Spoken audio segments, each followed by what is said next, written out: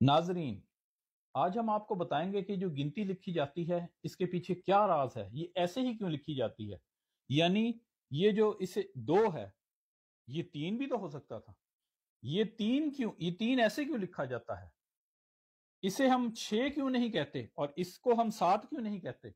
ये भी तो सात कहला सकता था। नहीं, इसको भी हम पांच कह सकते थे और इसको हम आठ बना सकते थे। नहीं, ऐसा नहीं कर सकते थे। क्यों? इसके पीछे क्या राज है कि पांच ऐसे ही होगा और आठ ऐसे ही होगा। जिसने ये गिनती बनाई उसकी क्या मंतक थी, इसके पीछे क्या राज है, आज हम आपको बताएंगे। ये समझने के लिए के लिए जरूरी है आप जानें कि एंगल क्या होता है। नाज़रीन, एंगल जो होता है वो आप यूं कह सकते हैं कि एक कोना एलो कोहनी की तरह शेप होती, ऐसे ऐसे। ये नहीं, जैसे कोहनी होती है, कॉर्नर दो लाइनें मिलके कॉर्नर बनाती हैं, वो एंगल होता है। गिनती लिखने वाले ने जब एक लिखना चाहा तो उसने एक एंगल बना दिया। ये एक एंगल है, यानी इसका मतलब है एक। फिर दो लिखना चाहा, उसने बताना था दो, तो उसने दो एंगल डाल दिए।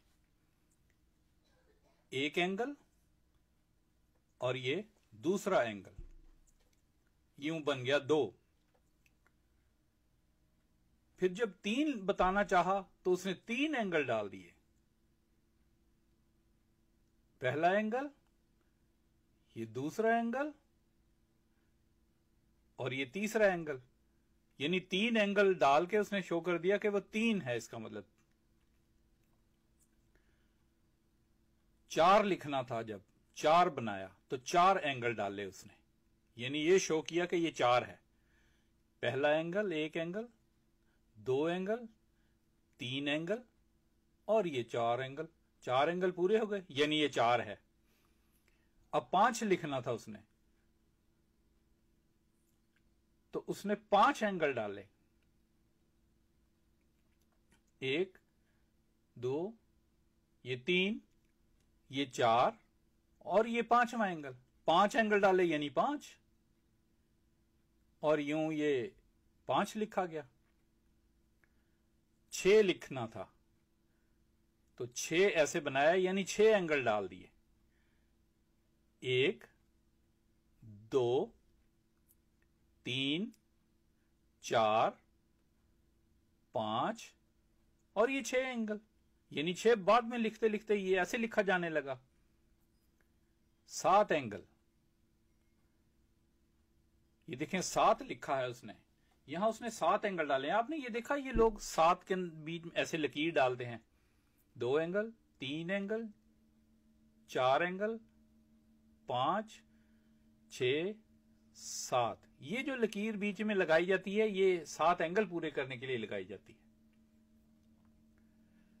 अब उसको बताना था आठ, तो उसने आठ एंगल डाले।